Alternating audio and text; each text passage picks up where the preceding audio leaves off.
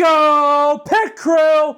Thank you for joining. We are back for another season of Cooking with Chris, the steak episode with Succotash, with the parsley method being as perfect as it can be. We decided, let's make it a series out of this. So we are officially here in my kitchen, my household, with Cooking with Chris. Joining with me, I have two of our gracious hosts here. I've got Michael Spatula, and I've got Makenna as our host here. Makenna is a longtime friend of ours. Currently, I'm friends with Michael, as well as a volunteer in the first robotics competition scene. Here today, we are going to cook a dish that takes a little bit of technique, but also a flavor bomb in your mouth hole, being a beautiful scallop risotto. So we're gonna go ahead and cook up the risotto, the ingredients for the risotto, pan fry the scallops, and Pit Crew, this is my kitchen. This is my house. You're welcome. Let's cook.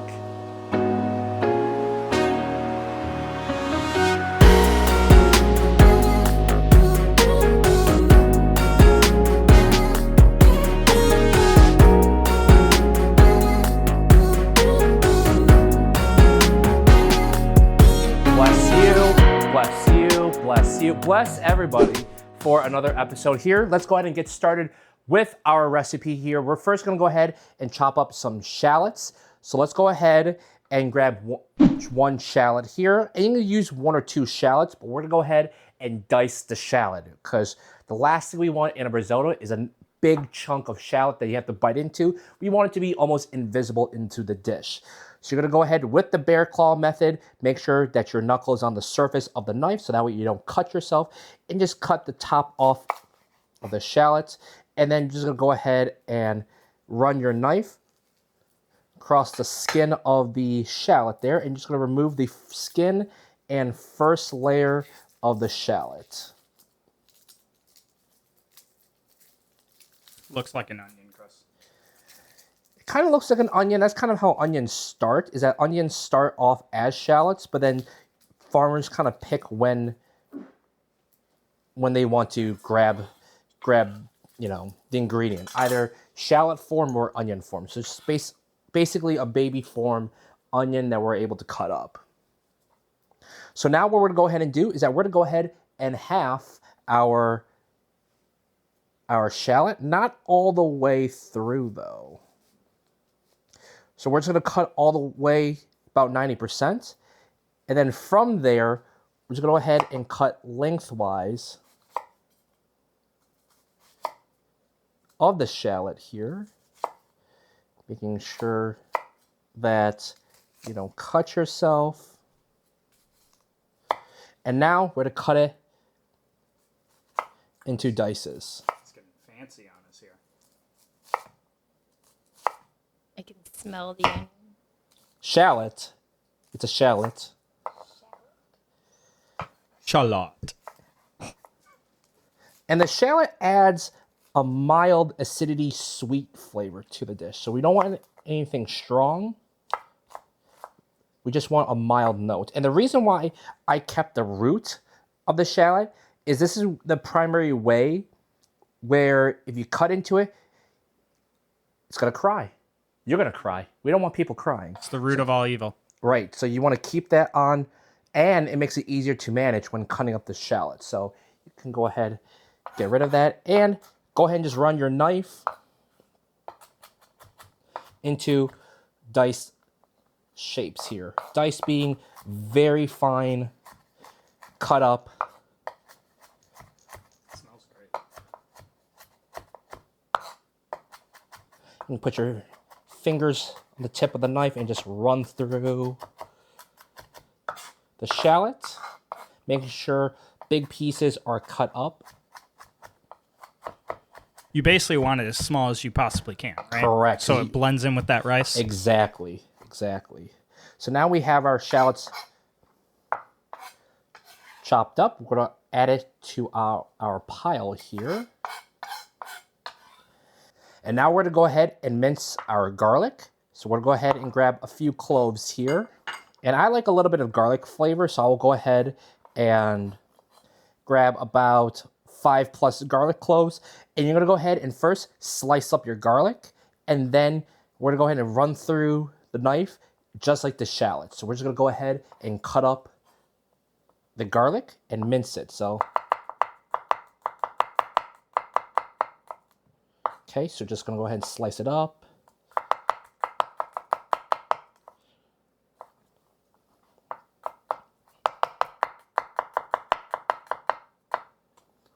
Does it matter if all of your garlic slices are the same? No, not at all. Because we're going to go ahead and mince the garlic. So it doesn't matter what size or shape or whatnot. We're just going to go ahead and cut it up. And then once you have your garlic cut up, relatively sliced, now just go ahead and run your garlic through your knife and just start chopping it up. And you're going to notice how the garlic is now going to start forming that small pieces. Bite-sized digestible product. Exactly. And you don't want the garlic to be large cloves either, or large pieces, because as you mentioned, you want the ingredients to almost disintegrate into the risotto. So we make it into a mince portion. Now, is there a tool you could use to make this faster? Or is this the fastest way you do this? Some chefs in some kitchens will have a tool called a garlic press. A garlic press is basically a handheld tool to where you put a garlic clove into this little holster. You press down on this press, it'll just mince the garlic as is for you like this. Did you have one of those in your restaurant? We did, yeah. Which my restaurant, for those that don't know, used to be called Moy's Chinese Carryout. 50+ years in the business, serving the Grosse Pointe / St. Clair Shores community for that time. And now, minced garlic. So now we're going to go ahead and collect our garlic, put it in our ramekin here.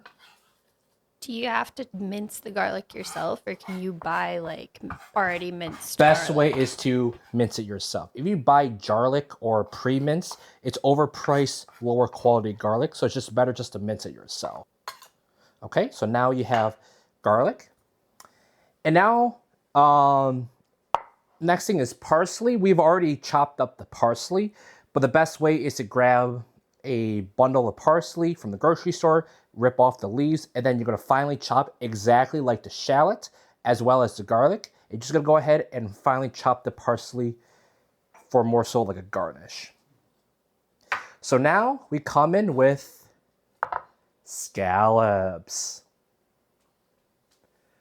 And what we're going to go ahead and do is that we're going to go ahead and first dry off the scallop and remove the moisture by taking a paper towel and just kind of press onto the scallop to make sure all the moisture is gone. Because the enemy of a good crust is moisture. So, what is a scallop? A scallop is basically a seafood that if you watch SpongeBob, you know the little clam looking thing that opens up and down? No. A clam? The clam, I guess. A clam. A clam. It's Yeah. kind of like a clam, but not a clam. It's a scallop. And Does the it- scallop is basically the round seafood shape that inside the scallop, this is the muscle that opens and closes the actual scallop, the actual shell of it. So it's the inside of a clam. Correct. Not exactly a clam, because a clam and a scallop are two different things. Do they look the same? Kind of. Do they taste the same? No. Oh. This tastes better, in my opinion. Is it fishy? Not fishy at all. If you get fresh scallops, it'll taste more like a crab. Oh, sorry, so the texture of a okay. crab. So very nice, very delicious. And I believe this is called the adductor muscle of the scallop. So that's the main muscle that opens and closes, which is probably the primary way, or actually the only thing that's edible of a scallop is this muscle here. So now we're gonna go ahead, about 1 inch high, season the scallop with salt and some pepper.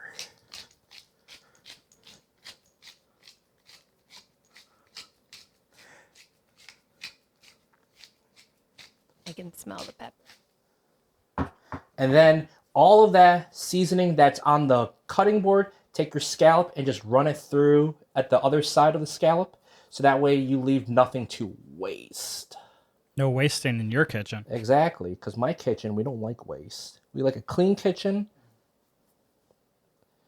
And we want to grab every morsel of seasoning that's on the board and season both sides of the scallop.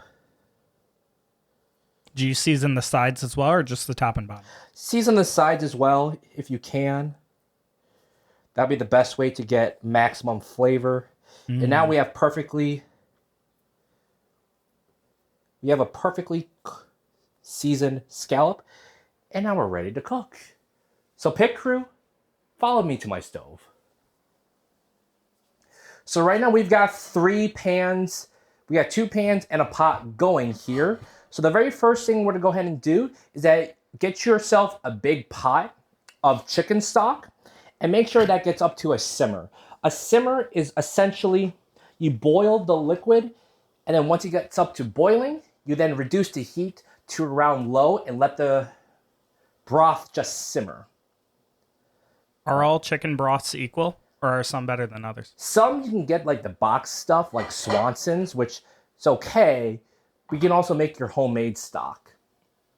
So like chicken bone, add some veggies, your scraps from your cut up vegetables, add that to the pot of boiling water and let that reduce down and simmer for about 25-30 minutes and you're there. You've got your stock.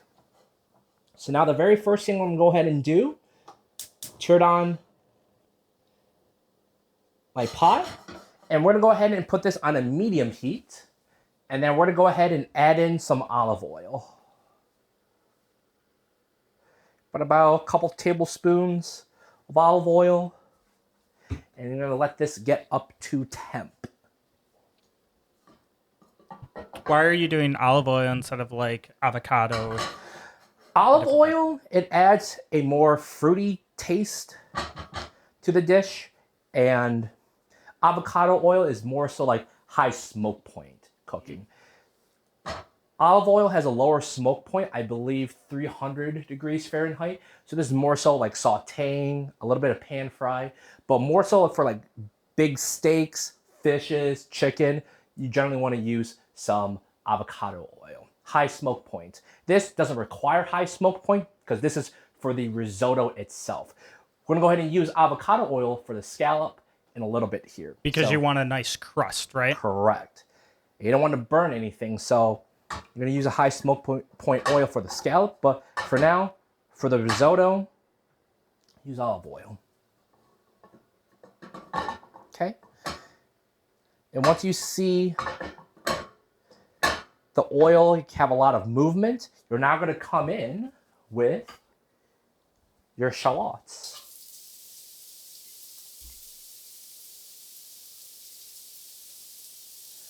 And you're just gonna cook this down for about 2 minutes until the shallots are translucent.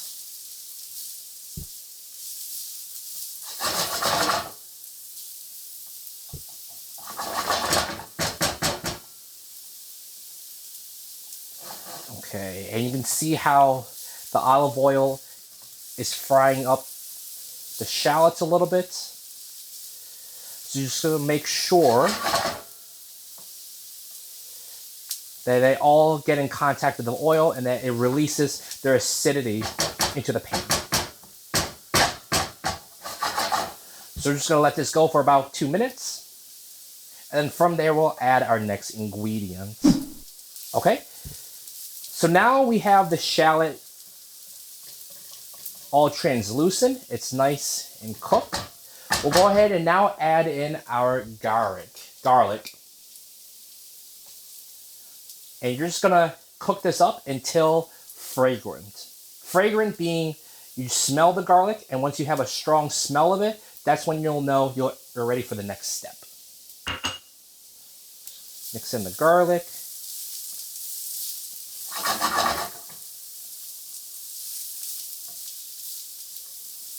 And this only takes 30 seconds for the garlic to do its job. Smells good all the way from over here already. You can smell the garlic now. Okay, so now I smell the garlic.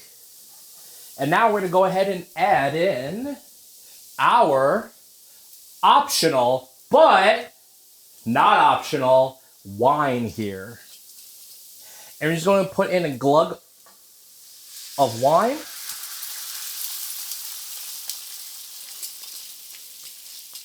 So how much is a glug? About 3/4 cup. And then we're going to go ahead and make sure that we cook off the alcohol. And we want to be left with a nice syrup, the natural flavor of the cooking wine. Chris, where's the flame? I didn't see any flame there.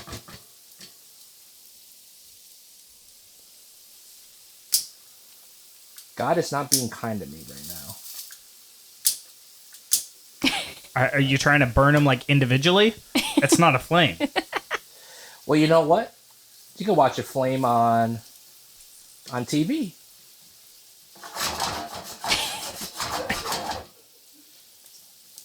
I'll just go watch like a Gordon Ramsay show then. They got a lot of flames in that kitchen, you know.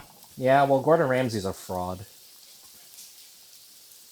And the way you can tell if the wine is reduced enough, just run your spatula or spoon across the whole thing and see if it instantly fills. If it doesn't, then you gotta keep reducing. But this will need about another minute or so for it to reduce. And we're burning off the alcohol so that way we don't have the effects of it, and we just get the natural fruity flavor of the wine.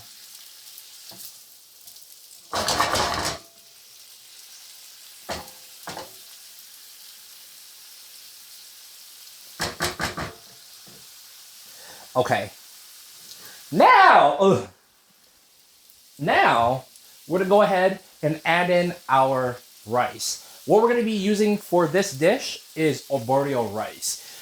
Most other dishes can also use carnaroli rice. A lot of Italian dishes, but arborio is a short grain rice, so it has a lot of starch. So we're gonna be using arborio for this dish. And there's no real measurement of how much rice you put in. You just kind of have to gauge based on how much you're feeding.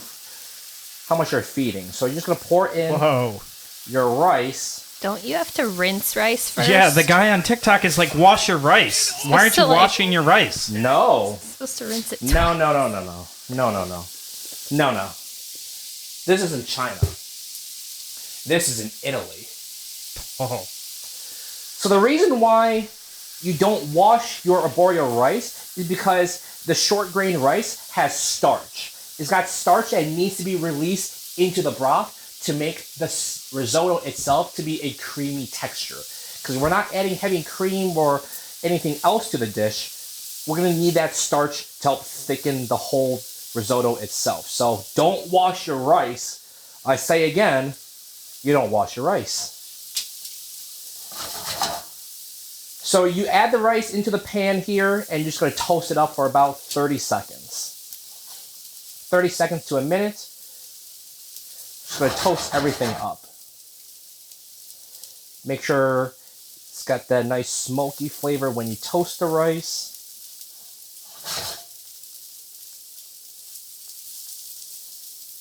Okay. And now this is where you come in with the broth. And now on the side here, I've got chicken broth or chicken stock, depending on what you have. Either works. Chris, what does a chicken sound like? They sound like what they come through to the drive-thru of McDonald's. I want to hear it. I don't know what sound a chicken makes. All right. So now you're going to take your broth, and a misconception is you have to ladle the broth, a cup at a time into risotto. And if you're really fancy and really posh, you can. But for my testing, I find that to be a waste of time. So why were you stirring it so much throughout the? So that way it doesn't burn the rice. Because we're toasting it, but we don't want it burnt. So you're going to take your pot and you're going to pour just enough so that way it covers the dish. And the most important tip of a risotto is that you keep stirring it. Why you keep stirring it is so that way the granulars of the rice doesn't stick to each other and that everybody gets cooked evenly. So notice how my pan with this broth is just level of the rice. That's how much you want. So you're just going to go ahead and keep stirring. And now don't death grip it here. Just have a nice gentle grip. Put on a podcast. Listen to the Pit podcast. And this is going to take the longest time for the dish here. Do you have to use chicken broth or could it be like beef broth? You can use beef broth. You can use vegetable broth. You can use, realistically, any broth you want. But chicken broth is the most common one, so that's what we'll be using here. But any broth will work. And you just want to keep stirring until the liquid evaporates, which right now, we see that the liquid has evaporated. So, and as soon as you see there's no liquid in the dish or in the pot, you just add in more broth and go a little bit at a time. So first, I went in with a big glug, a big splash of broth, maybe more than a cup, and now just go little by little now. And you're just looking to add that chicken flavor into the risotto, right? Correct. We're making the creamy texture, right? Because in a dish like this, you can always add more, but you can't take out less. Otherwise, you overcook the rice.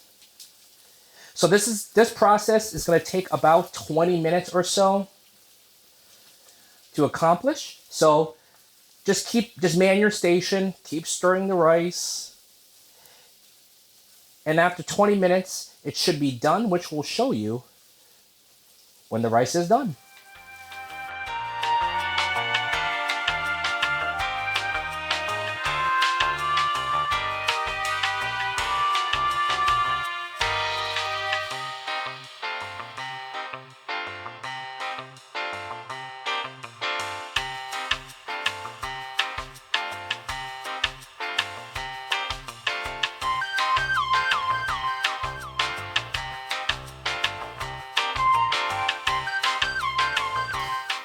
Okay, so again, we are just about there. Make sure to taste the rice.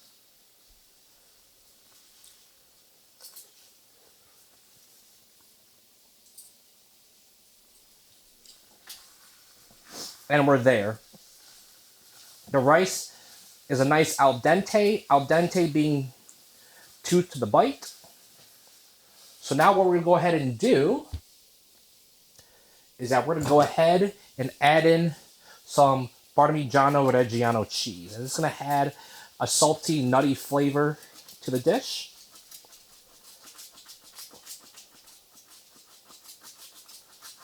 So make sure to add a good amount of Parmigiano. How do you know when it's enough cheese? You tell me when. You don't. You're going to be there a while, buddy. All the cheese. That's all the cheese. And I'm going to call that good. I didn't say stop. I don't care what we're not at Olive Garden. So afterwards now, just go ahead, mix in the cheese.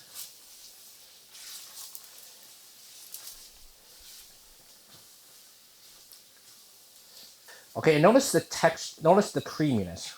Any thicker is wrong, any thinner is wrong. So you just really got to pay attention to the rice and make sure it's correct here. So now we're going to go ahead and add in our knobs of butter. And this is going to really help emulsify and add a butter flavor to the dish here. So you almost want the rice clumpy, but not clumpy, right? Right. You just want to have a smooth consistency. So So just add in your butter. Right now, 2 tablespoons. And you're just going to go ahead and stir that in.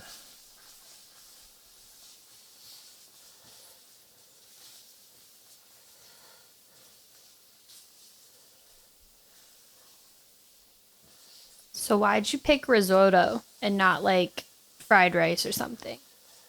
Because fried rice adds a lot more technicality to the dish.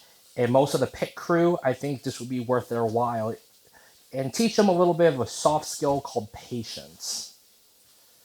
So that's why this What's dish that? today. Yeah, what is that? I don't know. Then how can you teach it? On YouTube. Ah. Yes. Okay, and from there, you're just going to add in some black pepper.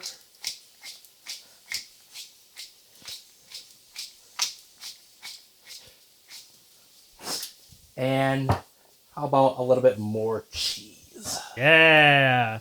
Parmigiano. What's this other cheese? This other cheese is more like a decoration. That's pecorino romano. That's goat cheese.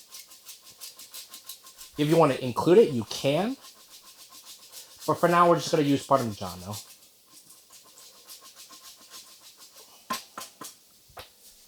Okay. So now just go ahead and stir everything in.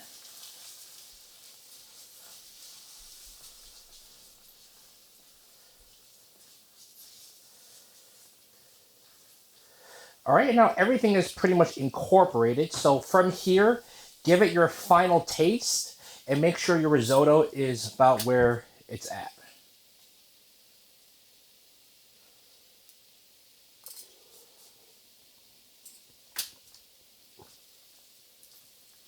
And we're pretty much there.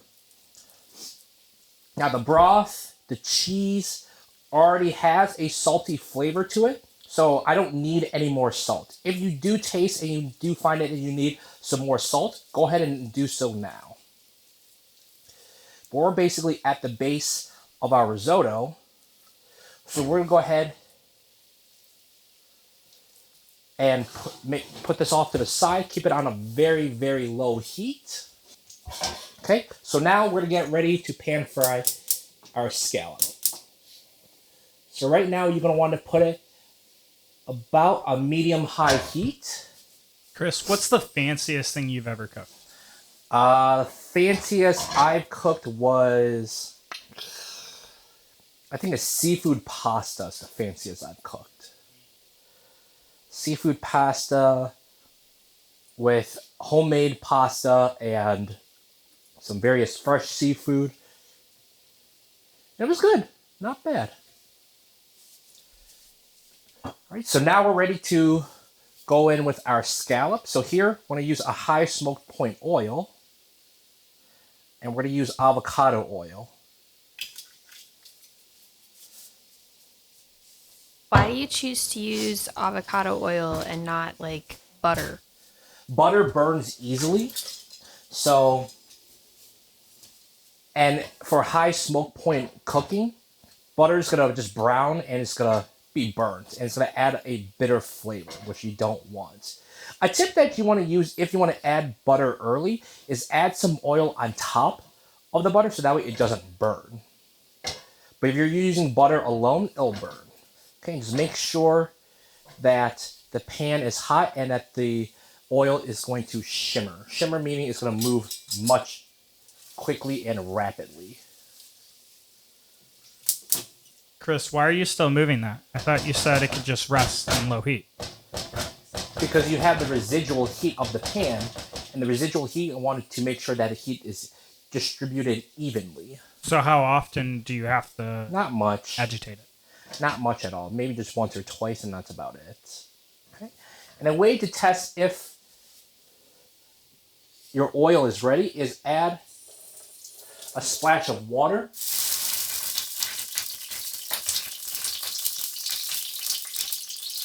And if it sizzles and it reacts just the way it is, then it's ready to put in the scallops. So now we're going to come in with our scallops, and we're going to do a technique to where we're going to add it like a clock. So 12 o'clock, 1 o'clock, 2 o'clock. So that way we keep in order when the scallops has gone in. So here we go. 1 o'clock, 12 o'clock, 1 o'clock, 2 o'clock, 3, 4, 5, 6, 7, 8, 9, and then you do the rest of the scallop.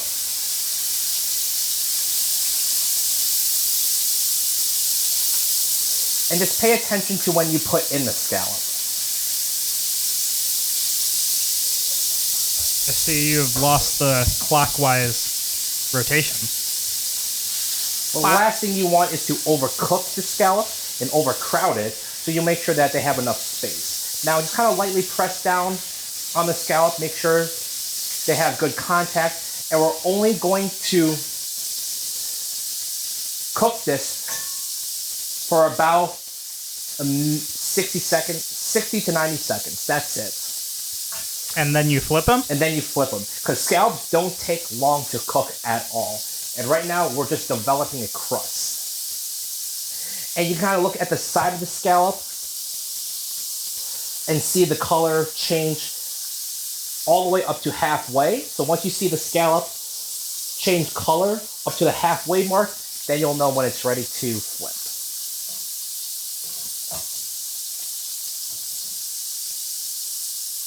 It smells good.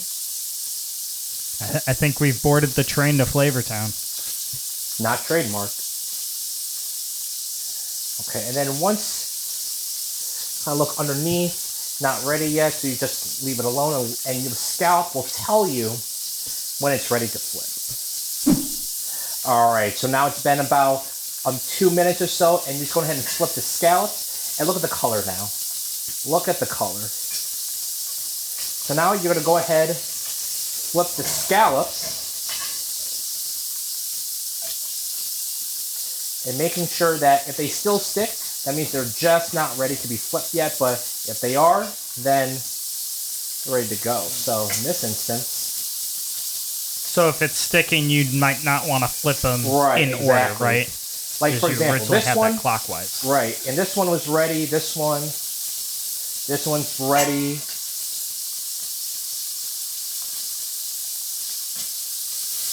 That one, ready. And you just kind of pick at which one. Don't force it. Just go ahead and just get the scallop flipped over. So if it tells you when it's ready to be flipped, why do you have to put it in the pot in order? In order so that way you know exactly the timing of the scallop. Basically, if you put it around 12 o'clock, 1 o'clock, 3 o'clock, you know that the one you put down first took the longest.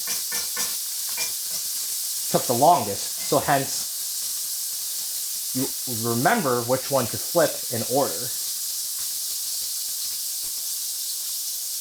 You're not flipping them in the order you put them in the pan. We'll make sure to cut that out. Okay.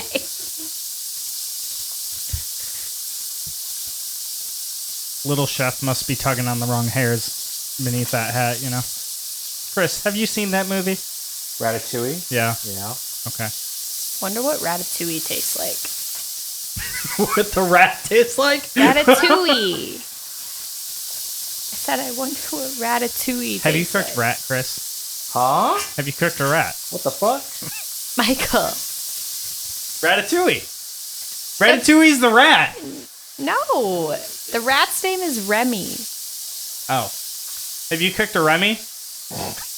Why would he cook rat? Okay. I don't know. Why not? So now the scallops have been flipped, and now we're reducing the heat, and now we're gonna only cook it for about 45 seconds. This is so that way we don't overcook the scallop here. So the scallop that has got the sear is gonna be our presentation side. So you cook them for different times? Different times, correct. And now is there a specific time, or here about 45 until Remy pulls on your hair? Here, you're gonna cook the other side half of what you cooked the first side. So the first side, about 2 minutes. The other side, maybe 1 minute, 45 seconds to a minute. And right now, we are about done here. So now, we're ready to plate. So we're gonna go ahead, bring our scallop over, as well as our risotto. So now we have the scallop finishing, the risotto done. We'll go ahead and now begin plating.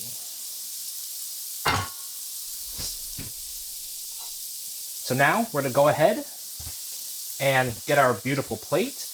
And first, we're gonna go ahead and get our risotto going here. So first, you wanna grab a spoon and add it right in the middle of the dish here.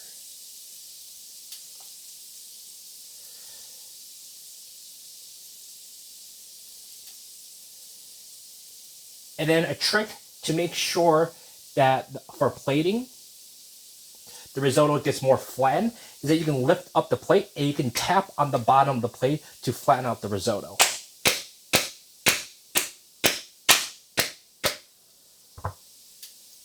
And now we'll come in with our scallop, and we'll go ahead and grab the best pieces from the plate, and we're just gonna go ahead and orient them around the risotto.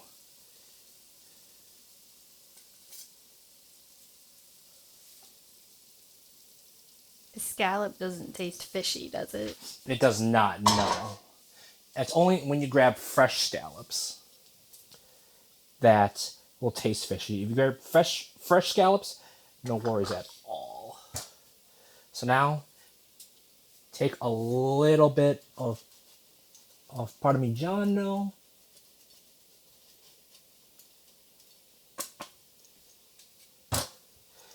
And then a touch of parsley just around the risotto.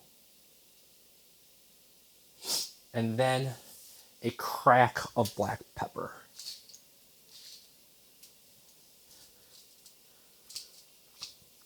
All right, so now we're gonna go ahead, make sure our plate is spotless here. And then pit crew, I present to you scallop risotto. And now a thing I like to do for this series is we're gonna cut right into the B-roll.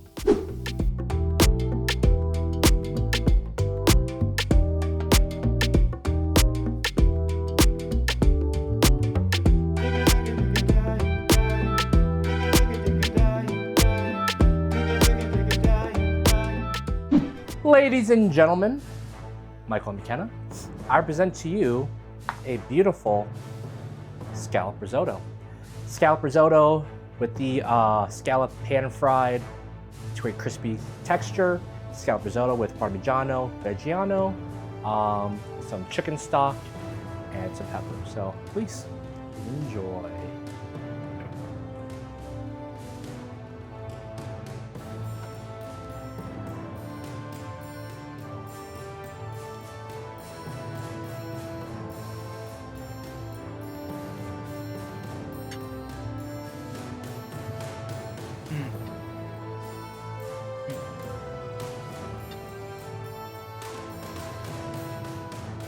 Be sure to also try the scallop, Michael.